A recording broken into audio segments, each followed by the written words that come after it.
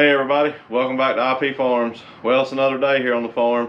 A little overcast today, but boy, it sure is warm. Made it up to 71 degrees Fahrenheit today.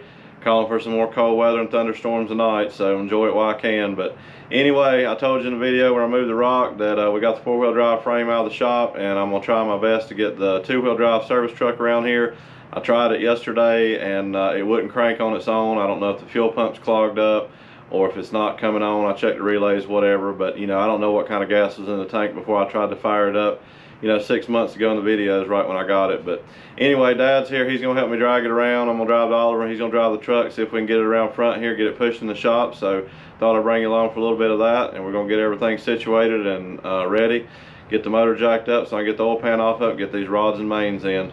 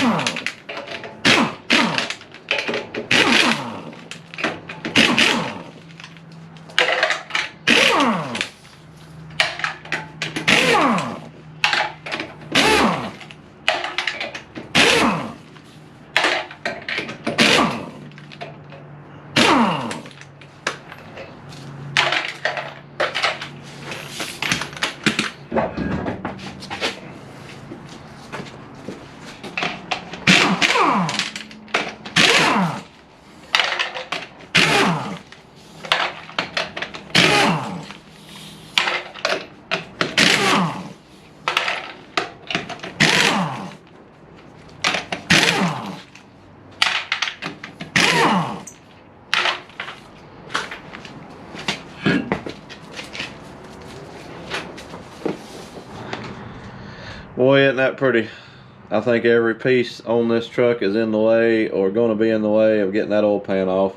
Supposedly you can jack the motor up, take the motor mount bolts loose and jack it up out of the holders about 3 inches and it'll clear and come off. Of course, I got to take the exhaust pipe off down there in the screen, which is pretty good. I got to take it loose to the manifolds, and it's got a 3-bolt flange back beside the transmission.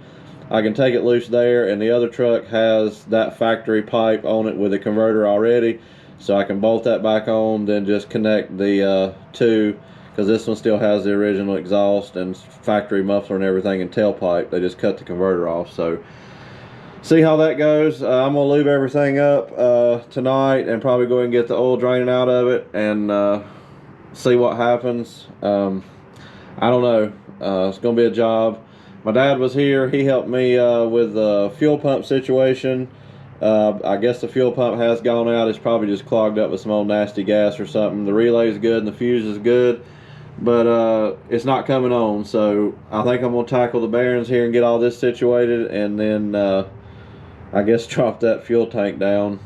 It looks like it's about a 30-gallon tank, and put a fuel pump in it. But I know it runs pretty good other than the knock, so we'll see what the bearings look like when I get it apart. So we get situated here, and we might just call this part one. Fingering the screen, right there's the 3-bolt flange I was just talking about. I thought I'd show you a little clip of it. And then of course it goes back. Right there's the flow master that we put on it so I could hear the bearing knock. And you go back a little further, if you can see that in the screen, the factory pipe is still there. So like I said, they stole the converter off of it. So from here back, I can take off the other truck, and it's got the factory converter on it, and then I can just connect the two pieces back there. So won't be too bad. I'm gonna have to pull all this off anyway.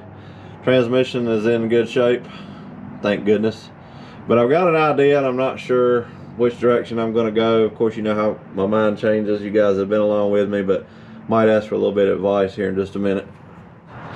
Okay, real quick, get some opinions.